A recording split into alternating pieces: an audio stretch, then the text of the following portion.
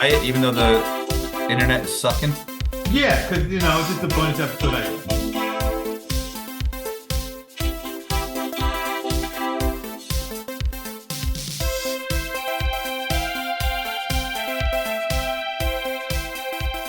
Hey, I'm Obi, that's Ed, and we are drinking from the Garden Host. This is our special bonus episode. It's all about the feedback. You get us wherever you get your podcast, even this one. Ed, how are you? Wow, Ed's I'm doing well, and since I know my internet is unstable, but I was trying to tell you I'm doing well with the caveat I know what the topic of this special bonus episode is, so it's a guarded well, if you know what I'm saying. Yes. First, the first comment. So this episode is all about feedback, and it really comes from one person who I have reams of paper worth of feedback on. But this is a person who did say this and has seen this comment. So let's start with the good stuff. Ooh, I enjoyed the Sam episode too. She was really good. So shout out to Sam. How do you feel about this person who may have some interesting feedback for you, at least starting off with complimenting your daughter and her performance and how she stood up to you? Yeah, I mean, I'm a proud dad. Glad I raised a strong-willed child that will stand up to her dad and say what she feels is right. So yeah, that's good. I like that feedback. All right. So that is fair. So here's the thing. I'm going to start with just basically, before we go on, I want to dedicate this episode to somebody. The person who gave us this feedback, Aaron. I'd like to dedicate this episode to his mother, Mrs. White, who left us a few years ago now. She was that other kid's parent who had a big impact on my life. And I just think that if she could read all of the feedback he gave me, I just like, Aaron, if you're listening, I know Miss White would be very proud of you just for having some of these thoughts. So this episode's for her, and let's beat up Ed a little bit. So there we go. So we might just call. Basically, he said, you like to throw the words around, real man, and this is really all about your reaction to getting your face cream, which last episode you're now bragging about. You went from laughing about it in that episode, saying it may not be a real man thing, to last episode being like, yo, I had my eye cream on when I was at the show, at the races. But he'd like to know, what the fuck does real man mean in Ed's mind?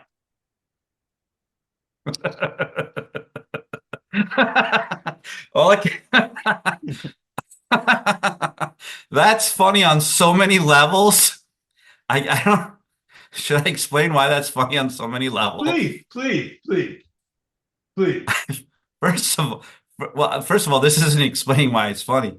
Other than, oh boy, did I hit my funny bone. But it's funny because if he hasn't been playing along, it's whatever I say is a real man. It's my rules.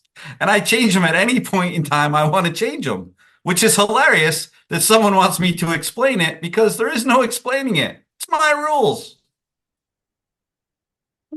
I think it's true, which sort of loosens up the rules because you could be a real man one week because you don't use your eye cream, and then a real man week because you have some eczema and you're using the eye cream. Well, yeah, and being a metrosexual could be bad one week, and then I just said in the last episode I was the only metrosexual in the Bass Pro Shops, and I said that as a good thing. See, you see how this works? It's very fluid. Yeah. So that's one reason it's funny. The other reason it's funny is that someone took the time to actually type that out. What does Ed think is a real man? I think that's funny too. That just strikes me as funny. I love the feedback, by the way. Keep it coming. Well, it's interesting because you here it is. He said, "Why is it important to him to proclaim that he's a real man?" So yes, you're changing the definition every week, and now living up to that definition. So why is that important, Ed? That you live up to being a real man and proclaiming? This is also funny on so many different levels because I know where this person's going. This person is going with the fact that I'm an insecure male and that I need to make shit up to make myself feel better. That's hilarious. I'm being psychoanalyzed. That's hilarious. That's funny to me. So why is it? I mean, it's a fair question. I'll answer it. Why is it important?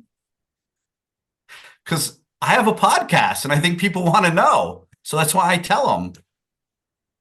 Okay, I think that's If I didn't fair. think, I mean, Obi, if I didn't think it was important, I wouldn't have a podcast to talk about what being a real man's all about, would I?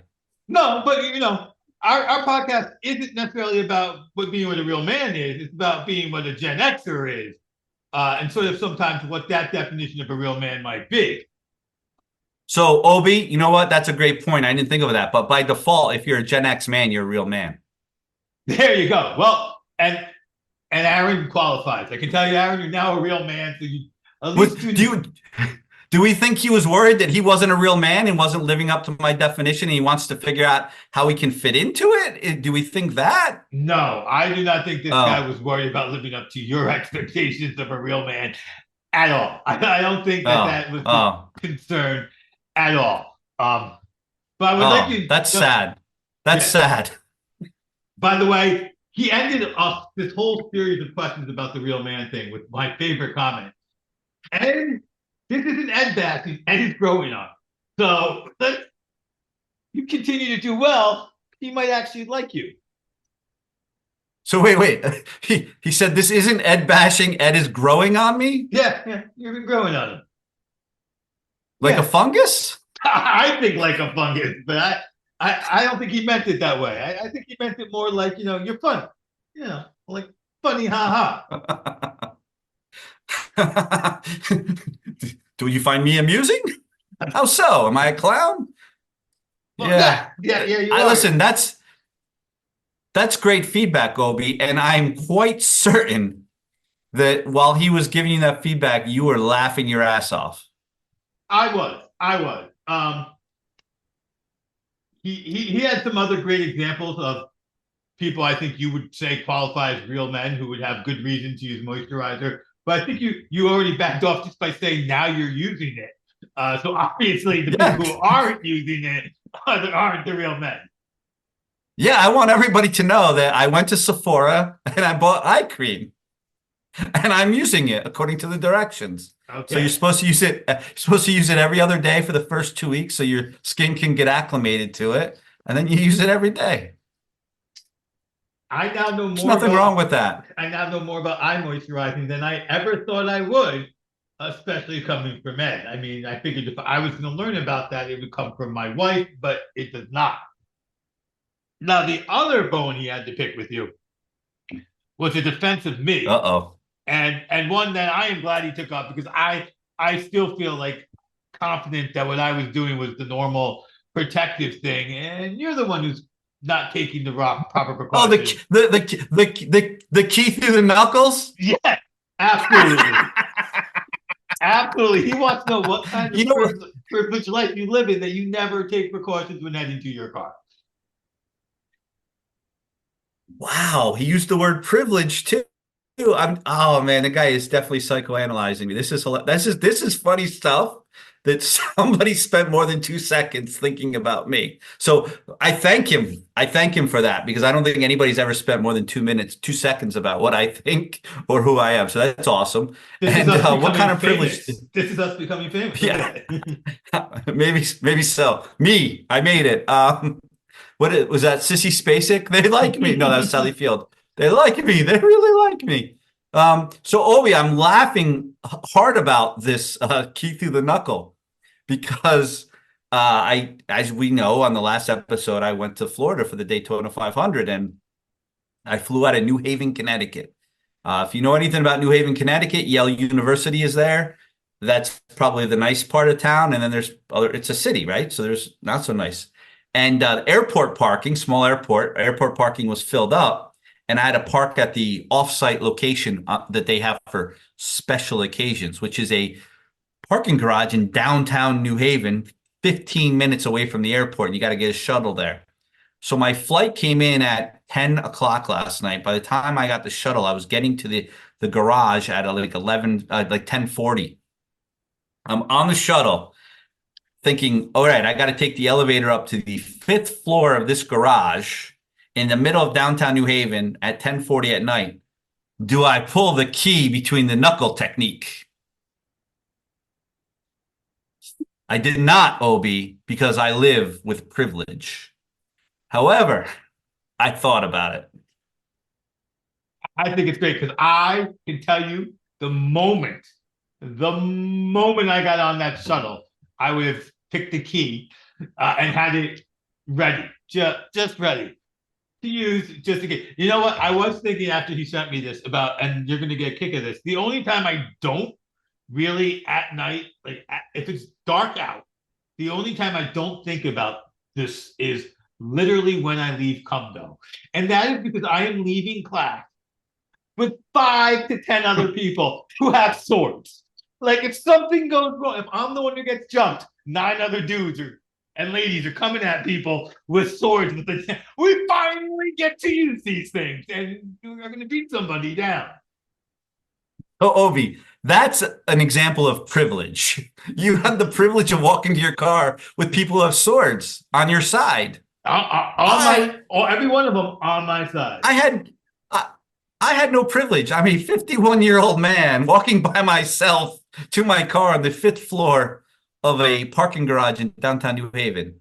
I'm just confident in my ability to run fast. That's all. That's a mistake. You're a 51-year-old man. You should definitely not be confident in your ability to run fast. Let me say it to you again. You're a 51-year-old man. Do not be confident in your ability to run fast. Be confident in the fact that as soon as you take off, your hamstring's going to snap. That's what's going to happen. You're going to be on the ground going, just take my wallet and call 911 Miami. All right, Obi, you're probably right about that. But I have no formal boxing training or martial arts training. What would give me any confidence that the key and the knuckle trick would work either? Because it's a pointy object. Oh, listen, if I'm close enough to an attacker to be hitting him with a pointy object, I'm already screwed. So it's no privilege. I'm just realistic. Okay. All right. I don't want to piss the guy off any more than he's already pissed off. So you're turning around going, here's the fob. Leave me alone. I mean, what do you want? You want my wallet? Take it. You want the car? I don't care. Just let me keep my luggage. No, but I will tell you this, though. Other people could be listening to this and think, wow, he's just oblivious. He thinks the whole world is, roses and daffodils. But no, I walked briskly to my car with my head on a swivel. I threw my luggage in my car. I jumped in my car and locked the door immediately. And then I started up and popped. I got out of there quickly. Don't trust me. I got out of there quickly, but no key between the knuckle. But I was thinking about you, Obi. Like, this is where the key between the knuckle becomes. Oh, I'm glad. I think it's great that, and it explains it away a little bit, that you feel for the most part you're walking around in safe places. And when you're not, your plan is take it and run. By the way, oh, yeah. After reading this, I remembered a story that I don't know that I've related on air, and it's a little old now, about somebody who wasn't smart enough to put the key in the knuckle, but got away with it anyway. Did I tell you about when Sammy was moving out of his apartment? I can tell you. No. Story. So he's moving out of his apartment.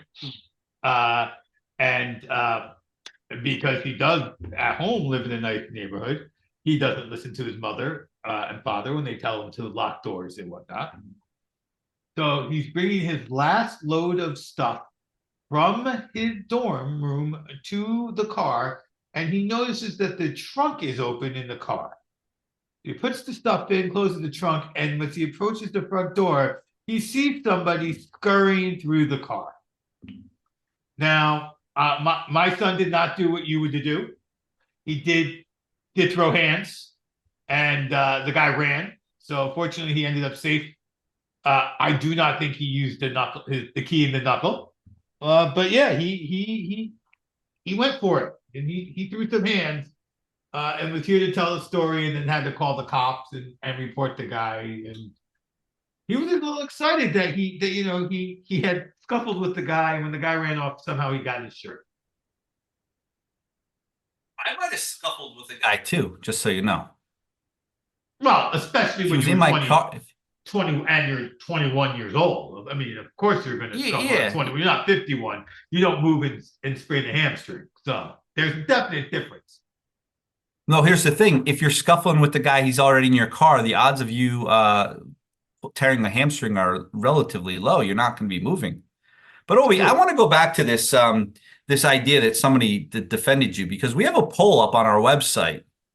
The poll is: have you ever heard of the key through the knuckle technique for self-defense? And there's three possible answers here. One is yes, everyone does that, with 0 votes for that one.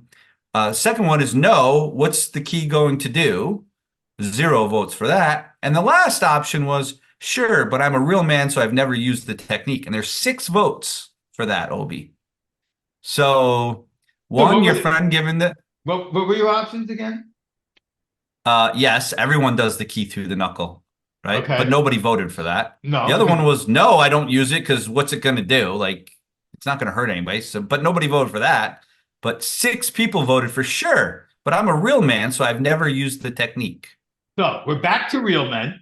I just want you to know. I just want you to know I voted for that option, but 5 other people did too. But here's the thing: you did not put, or whoever put the options up, did not put up I use the key.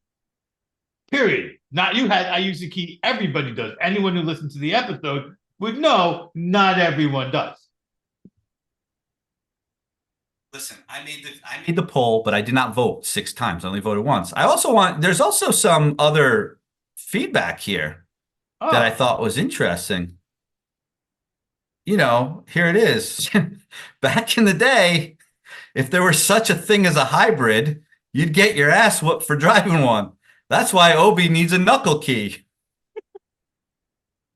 That was one piece of feedback. The other piece of feedback, since we're playing the feedback game, was Ed busting on Obi about his knuckle key self-defense technique, and Obi's lack of anything to be attacked over is why I listen. So just want to let you know, there's some feedback out there about you, buddy. That's okay. That's good. That's good. Hey, Ed, for the listeners who are still with us, what is our website? Oh, I knew you were going to ask me that.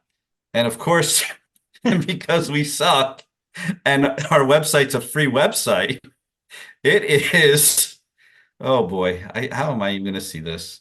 It is https://gardenhose.vercel, VERCEL.app. There you go. Okay, and we make it real easy for you to get there and give us that feedback. Yes. Yeah, we need to also start to include that on some of our posts that you and I both put up. But in any case, yes, like you said, we suck. Our website's address sucks. And the charm is that we suck. See you actually next week on Drinking from the Garden Hose.